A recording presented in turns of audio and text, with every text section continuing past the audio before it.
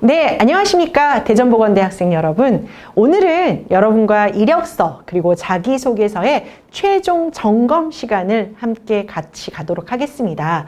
자, 여러분 어떻게 학교 시스템상에 업로드할 이력서와 자기소개서는 모두 작성하셨습니까?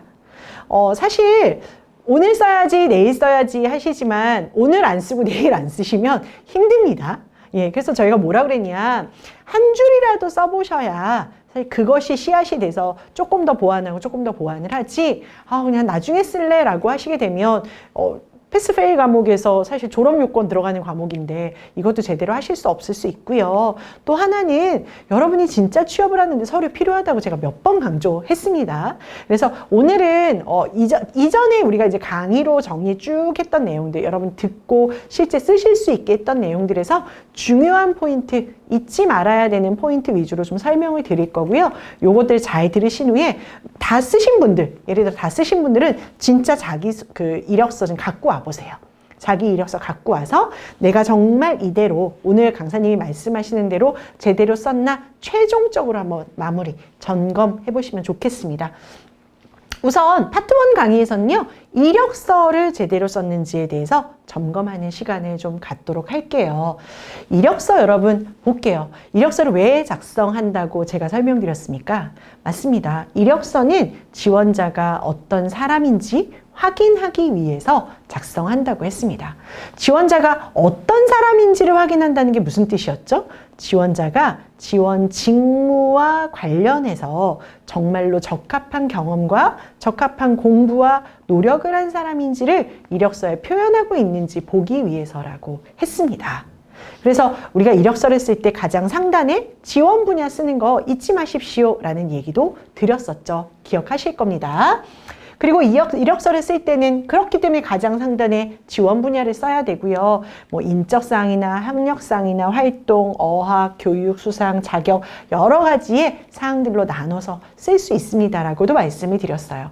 본인의 원하는 스타일에 따라서 자유양식의 칸 이력서 양식을 쓸 수도 있고, 또는 칸이 없이 내가 정말 활동한 내용이나 역할이 많았다면 쭉 빈칸에다가 종이에다가 A4지에다가 나열해서 쓰는 그런 자유형 서술 양식의 이력서를 쓰셔도 좋다는 말씀을 드렸었습니다. 그런데 이제 우리가 최종 점검이기 때문에 각각의 항목에서 정말 중요했던 게 무엇인지만 빠르게 한번 리뷰해보고 다시 한번 작성하는 사례만 좀 보면서 내 거는 정말 이대로 맞춰서 썼나? 여러분 점검해 보시기 바라겠습니다. 보겠습니다. 이력서는 네모 중심으로 관련 경험과 활동을 작성합니다. 여기에서 네모는 어떤 거였습니까? 이력서는 뭐 중심으로요? 맞습니다. 지원 분야 중심으로 써야 되는 걸 절대 잊으시면 안 됩니다. 그래서 일단 항목별로 보면 지원 직무가 가장 중요한 체크 포인트이기 때문에 가장 상단에 지원 분야, 지원 직무 정확하게 여러분 쓰셨는지 한번 보시면 됩니다. 사회복지사, 이런 식으로 내가 썼나? 그걸 확인해 보시는 게 되게 좋고요. 희망하는 직무에 맞춤으로 이력서 내용이 들어가야 됩니다. 만약 내가 사회복지사라고 썼다. 그러면 사회복지사와 관련된 전공, 사회복지사와 관련된 경험, 경력, 사회복지사와 관련된 자격, 사회복지사와 관련된 뭔가의 대내외, 교내외 활동들이 열거되었을 때 이 사람이 정말로 이 업무에 적합한 사람이구나 라는 것들을 이해할 수 있는 연결고리가 된다는 거 잊지 않으셨죠? 그 포인트가 이력서에서는 가장 중요한 것 같습니다. 두 번째입니다. 이력서는 사진이 매우 중요한 포인트입니다. 그래서 내가 사진을 찍을 때 아무리 바빠도 맨투맨티나 후드티 입으시면 안 된다고 말씀을 드렸어요. 사진은 포멀한 부분이기 때문에 정장을 입고 찍으셔야 되고, 여러분 이제 이 시간 후에는 이미지 메이킹도 실제로 들으실 건데, 사진을 찍으실 때는 여성분이고 남성분이고 본인의 이마를 좀 보여주십시오. 그리고 이 이마 외에도 여자분들은 깔끔하게 머리를 묶으시고, 남성분들도 최소한 일주일 전쯤에는 커트를 좀 하셔서 내가 지원 분야에 최소한 적합한, 잘생겼다, 예쁘다의 개념이 아닌 내가 정말 지원 분야에 적합한 모습을 가졌다는 걸 좀 보여주기 위해서 노력하시는 게 필요합니다 라는 말씀도 드렸었습니다. 잊지 않으셨죠 여러분? 그렇게 확인하고 넘어가면 될 것 같습니다. 세 번째는 이제 각각의 항목들에 대해서 한번 점검해 보도록 할게요. 여러분, 인적사항 같은 경우에는 우리가 어떻게 썼습니까? 뭐 이름, 주소, 이메일 주소, 전화번호 뭐 이런 거 쓰는 거였죠. 이때 긴급연락처는 여러분에게 면접을 연락할 때 면접 보러 오세요 라고 연락할 때 되는 거기 때문에 집 전화번호나 아니면 뭐 잘 연결이 안 되는 전화번호 쓰시면 안 됩니다. 반드시 여러분에게 바로 확인될 수 있는 핸드폰으로 해주시면 되게 좋습니다. 가끔씩 문자로 보내는 회사들도 되게 많거든요. 그래서 수시로 내가 원서를 집어넣으면 그것들을 확인해 보시는 게 필요할 것 같습니다. 주소 기억나십니까? 본 적 써도 돼요, 선생님? 이라고 물어보시는 분 계시는데 본 적 쓰는 거 아니라고 그랬죠. 만약에 내가 회사를 서울로 다닐 거라면 어떻게 하는 게 좋습니까? 서울에 연고가 있다면 서울 연고가 있는 분의 주소를 쓰시는 게 더 좋다. 그냥 대전에 있을 거다. 그럼 여러분의 대전 현 주소를 쓰셔야 이 사람이 출퇴근이 가능하구나 라는 것들을 주소에서 확인할 수 있다는 점 기억하시죠? 그렇게 쓰시는 게 좋겠습니다. 그래서 인적사항의 가장 올바른 예시는 정확하게 사진을 부착하십시오. 사진 안 붙이시는 분 되게 많은데 사진은 필수예요. 그래서 사진 부착하시고 내 주소를 정확하게 쓰시고 그리고 긴급 연락처로 본인의 휴대전화를 좀 쓰시는 게 좋겠습니다. 예, 여기까지가 인적사항에서 여러분이 기억하셔야 되는 포인트입니다. 자, 두 번째 가겠습니다. 학력사항입니다. 학력사항에서는 최종 학력이 가장 위로 올라와야 된다는 거 잊지 않으시죠? 그래서 초등학교, 중학교, 고등학교, 대학교의 윗수, 이렇게 초등학교를 가장 위에다 쓰고 밑으로 내려가는 게 아니라 대학교를 써라. 대학교 다음에는 고등학교까지만 쓰자. 가 포인트였습니다. 그래서 최종 학력이 가장 위에 작성되어 있는지 여러분의 전공명은 명확한지 날짜 같은 경우에도요. 뭐 어떤 윗줄에는 2020년 10월 며칠 이렇게 쓰시고 아랫줄에는 2017땡 9땡 18 뭐 이렇게 쓰시면 안 된다. 그래서 날짜 같은 거 표기하는 방법이 그 사람의 꼼꼼함, 정확함을 보여주는 중요한 항목이 될 수 있으니까 날짜 표기 방법 같은 거 한 번 더 신경 써서 쓰시면 좋습니다. 라는 말씀도 드렸었습니다. 사례를 한번 보겠습니다. 여러분이 다니시는 학교를 정확하게 쓰시고 표기 방법도 내가 만약에 졸업을 했다. 그럼 당연히 이렇게 2020년 2월까지 해서 졸업을 마감을 하시면 되겠죠. 근데 내가 현재 재학 중이면 아래에 회색 라인처럼 언제서부터 현재까지 내가 어느 과를 다니고 있습니다. 라고 써주시는 게 의미가 있습니다. 라고 말씀을 드렸습니다. 날짜 표기 방법 정확하게 통일해 주시면 될 것 같아요. 경력사항입니다. 이력서상에서는 가장 중요한 항목 중에 하나가 경험 또는 경력사항의 표기죠. 자, 경험이나 경력사항을 쓰실 때는 뭐가 가장 기억에 남으십니까? 맞습니다. 내가 쓰려고 했던 지원 분야에 관련된 경험과 경력을 작성하고 있느냐, 이게 핵심의 포인트라고 말씀을 드렸습니다. 그래서 직무와 관련된 경력이 먼저 작성되어 있는지, 근무 기간이나 소속 부서나 담당 업무도 정확하게 기재되어 있는지, 그리고 가급적 쓰신다면 내가 이런 경험과 경력을 통해서 어떠한 업무를 통해서 향상된 업무의 능력들이 있는지까지를 좀 표시해 주시는 게 의미가 있습니다. 이력서는 자기소개서와 달리 한 장으로 여러분이 지원 직무에 적합한 사람임을 보여주는 거기 때문에 아주 간단하게 쓰여진 양식 안에서도 보시는 바와 같이 내가 이 업무를 통해서 이런 부분이 향상됐습니다 라는 걸 작성하시게 된다면 훨씬 더 적합한 사람으로 보여질 가능성이 높다. 그러니까 작성하실 때 경력사항도 내가 지원 직무에 적합한 걸 위에다 써주고 가급적이면 향상된 업무 역량도 써보자. 자, 보겠습니다. 어린이집에 보육교사나 유치원 교사로 내가 현장 실습에 갔다. 우리는 사실은 다른 어떤 학교보다도 현장 실습의 경험들이 중요할 수 있어요. 일반적인 종합대학교 학생들보다는 훨씬 더 현장 맞춤형 교육을 많이 받으시기 때문에 어떤 경험보다도 이런 현장 실습의 경험을 가장 위에다 써주시는 게 좋습니다. 그리고 이런 데에서 내가 어떤 역할을 했습니까? 담임교사를 보호하고 보조하고 영유아를 관리하면서 교구를 제작하는 능력이 향상됐습니다. 관계 형성 기술이 향상됐습니다. 그래서 향상된 역량까지 써주시게 된다면 이 친구가 이런 역할을 하면서 이런 부분들을 좀 높일 수 있었구나까지 눈에 잘 보이실 수 있다는 거죠. 서브웨이에서 일을 했다, 영업관리팀에서 일을 했다, 다 좋아요. 다만 내가 학생들을 가르칠 때 상담 내용을 기록할 때 엑셀을 쓴다든지 뭔가 뭐 학부모 상담을 하던 뭔가를 할 때 뭐 신속 정확하게 업무를 처리하는 거라든지 이런 것들은 나중에 내가 어린이집 교사를 할 때 도움이 될 수 있잖아요. 그렇기 때문에 이제 업무의 역량들을 써주시는 거 잊지 않으셨으면 좋겠습니다. 자격사항입니다, 여러분. 자격사항 같은 경우도 마찬가지예요.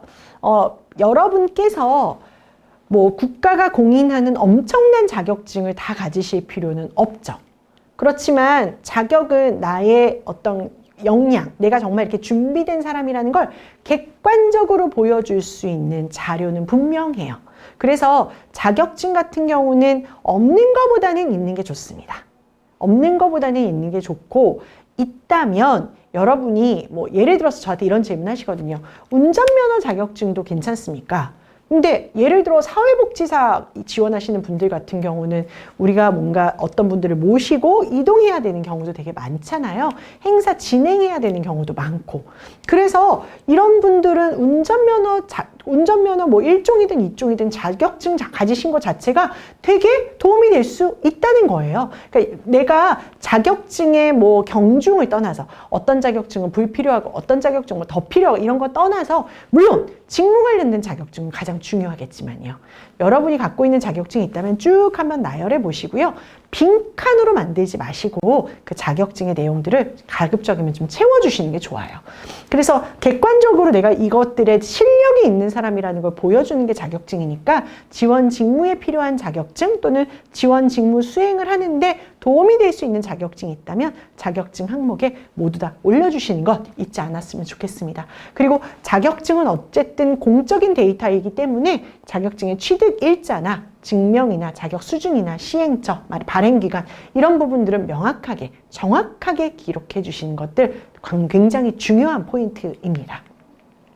그래서 자격사항 같은 경우에 예를 한번 들어보겠습니다. 내가 만약에 사회복지사로 가고 싶다. 그래서 사회복지사 2급, 협회에서 받은 사회복지사 2급 자격증이 다른 어떤 것보다도 위에 올라와야겠죠. 예.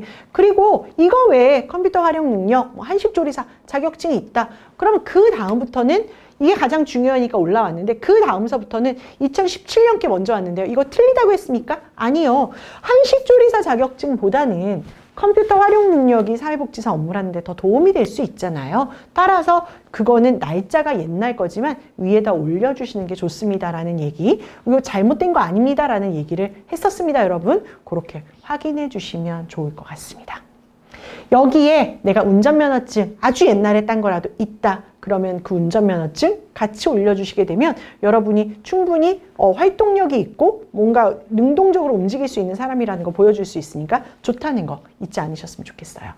자, 교내외 활동 항목입니다. 교내외 활동을 쓰라고 하면 많은 분들이 빈칸으로 놔두는 경우가 있죠. 근데 절대 그렇게 하지 마십시오라고 했습니다. 교내외 활동은 동아리 활동도 들어갈 수 있습니다. 봉사활동도 들어갈 수 있고요. 여러분이 학교 생활에서 교육을 받은 내용이 있다면 교육의 수료사항도 들어갈 수 있습니다. 공모전 하셨던 것도 들어갈 수 있고요. 뭐 근로장학생으로서 활동했던 것도 교내외 활동으로 넣으셔도 됩니다. 그래서 바운더리가 굉장히 넓은 항목일 수 있으니까 가급적이면 여러분이 활동했던 것들을 모두 다 써주시면 좋아요.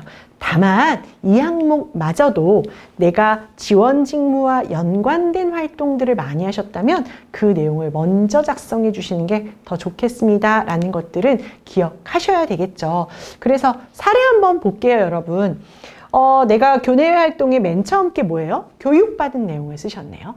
두 번째는요, 교내 대회 참여하셨던 내용을 쓰셨고요. 세 번째는 봉사활동 그 내용을 쓰셨고, 네 번째는 동아리 활동을 쓰신 거예요. 각각에서 어떤 내용을 했는지도 쭉 나와 있습니다. 그리고 시행 기간이 어딘지도 나와 있어요. 자, 여기에서 이제 중요한 건 우선순위를 정하는 문제가 굉장히 중요할 수 있겠죠. 근데 저는 이렇게 생각을 하는 거예요.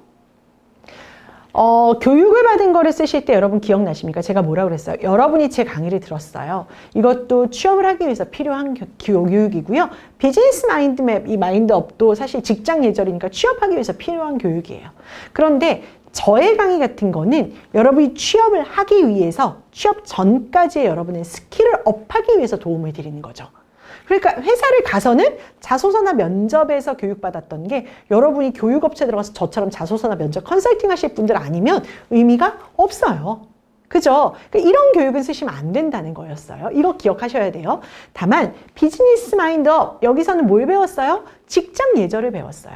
직장 예절이라서 명함 주는 법, 악수하는 법, 전화 받는 법 이런 거는 회사에 들어가서도 도움이 되는 교육이기 때문에 써야 된다고 말씀을 드렸죠. 이 점 기억하셔야 되고요. 자, 볼게요. 봉사활동을 했는데 예를 들어서 이 봉사활동이 내가 뭐 예를 들어서 식품영양학이다. 근데 거기에서 봉사활동으로 식단을 짜주는 역할을 했었다. 그렇다면 들어가도 괜찮아요. 그러면 그게 가장 위에 들어가는 게 맞아요. 근데 이분 같은 경우는 그냥 봉사활동 뭐 했어요? 독거노인 도시락 배달하고요. 목욕 봉사했어요. 이거는 사실 어떤 직무에 가도 목욕 시켜드린 게 직무에 연관되는 건 아니잖아요. 그렇기 때문에 이게 후순위로 떨어질 수밖에 없었다는 거죠, 여러분. 이해가 되시죠? 그래서 본인이 강조하고 싶은 교내외 활동이 있다면 그 교내외 활동에서 내가 어떤 역할을 수행하셨는지를 굉장히 구체적으로 작성하셔야 돼요. 구체적으로 작성하시고 구체적으로 작성이 되었을 때 가장 위로 올라올 수 있다는 거. 이렇게 막연하게 쓰시면 안 된다. 인터랙트 동아리를 했다. 학술제 위원장 했다. 사실 학술제 위원장에서 기획했던 게 내가 회사 업무하는데 예를 들어 프로그램 기획을 했다. 그러면 여기에 정확하게 주요 내용이 프로그램 기획을 하고 총괄 운영을 했다라고 써주시게 된다면 위로 올라올 수 있겠죠. 그죠? 그래서 여러분이 주요 내용을 어떤 방향으로 쓰시느냐에 따라서 이력서의 첫 줄이 될 수도 있고 마지막 줄이 될 수도 있으니까 그런 부분들은 좀 생각하시면서 한 번 더 점검해 보실 필요가 있는 것 같습니다. 여기까지 기억을 한번 해보시면 좋겠어요. 자, 수상 내역입니다, 여러분. 사실은 상 받는 분들이 얼마나 많이 계실까 싶은 생각 든다고 말씀을 드렸었습니다. 수상 내역은 잘 못 쓰는 경우가 많고 그렇다면 저는 만약에 내가 교내 수상이든 외부 수상이든 아예 없어요. 그럼 빼버리는 게 나아요. 예, 근데 하나라도 걸리는 게 있다. 그렇다면 그 부분은 넣어주시는 게 좋겠다. 예, 그래서 최근에 받은 상 또는 가장 중요한 상을 먼저 작성해 주시는 거 방법이 될 수 있습니다. 그래서 볼게요. 뭐 성남시에서 청년 부분에 자원봉사상을 탔어요. 또는 모범 인턴 사원상을 탔고요. 식품영양학회에 발표 우수상을 탔어요. 뭐 이렇다면 충분히 좋고 의미 있는 상들이 될 수 있겠죠.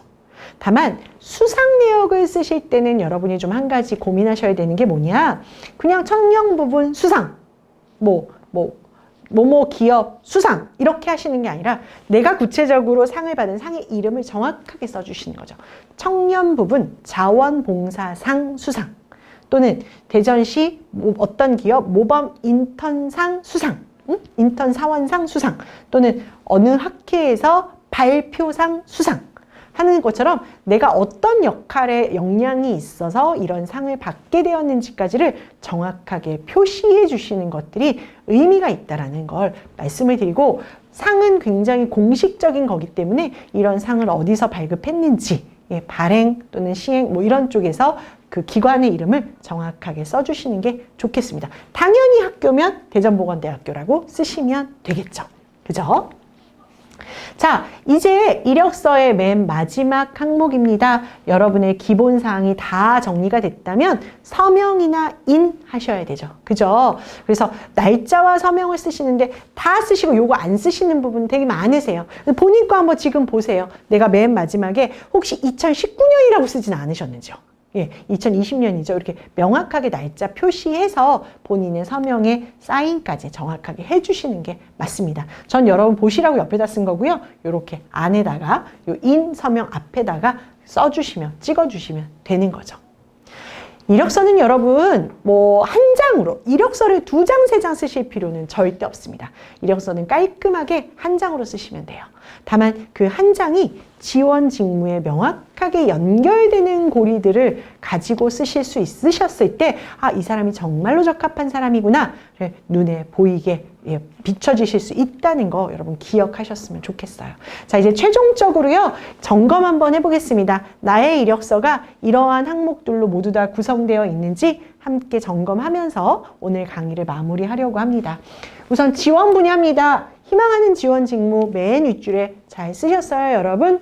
그리고 내가 지원 직무에 어울리게 정장 잘 입고 사진 찍으셨습니까? 인적사항 안에 전화번호, 긴급 연락처로 쓰셨습니까? 주소는 현재 거주지로 좀 쓰셨습니까? 학력은 초등학교부터 쓰진 않으셨죠? 대학교를 가장 위로 해서 쓰셨습니까? 그런데 예를 들어서 학교에서 제공한 양식이 고등학교가 먼저 쓰여져 있고 학교에서 제공한 양식 자체가 대학교가 나중에 쓰여 있어요. 그럼 고쳐야 됩니까? 그건 고치시면 안 돼요. 제가 뭐라 그랬어요? 그래서 다시 한번 얘기합니다. 제공된 양식이 있다면 그건 고치시면 안 돼요. 자유양식으로 해주세요 라고 할 때만 우리가 그것들을 고칠 수 있다는 점 기억하셨으면 좋겠습니다.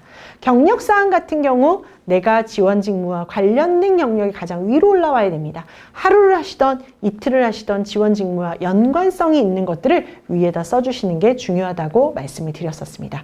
자격사항 같은 경우 여러분의 공적인 자격의 역량들을 보여줄 수 있으니까 정확하게 발급처 이런 관련된 정보를 써주시고 직무와 관련된 자격사항을 위에다 써주십시오. 교내 활동은 동아리, 봉사활동, 근로장학생, 여러분 대외활동, 공모전 다 들어갈 수 있다고 했어요. 절대 빈칸으로 두지 마시고 여러분이 했던 여러 가지의 활동들을 모두 넣어주시면 좋겠습니다. 수상 내역은 정의 없고 지정된 양식도 아니라면 여러분의 자유양식이라면 없으시면 빼도 됩니다만 있다면 하나라도 정확하게 어디에서 이런 상장을 발급했는지까지 명확하게 써서 여러분의 수상 내역 적어주십시오 라고 했습니다. 마지막 서명과 날짜까지 제대로 쓰셨는지 확인해 주시면 좋겠습니다. 자소서와 달리 이력서는 여러분의 얼굴과 같습니다. 한 장으로 깔끔하게 정리된 지원 직무의 적합도를 보여줄 수 있는 아주 좋은 툴이 될 수 있다는 점 기억하시면서 이제 최종적으로 여러분의 이력서 완성해 보시기 바라겠습니다. 그러면 이번 시간 강의는 여기서 마무리하도록 하겠습니다. 수고하셨습니다.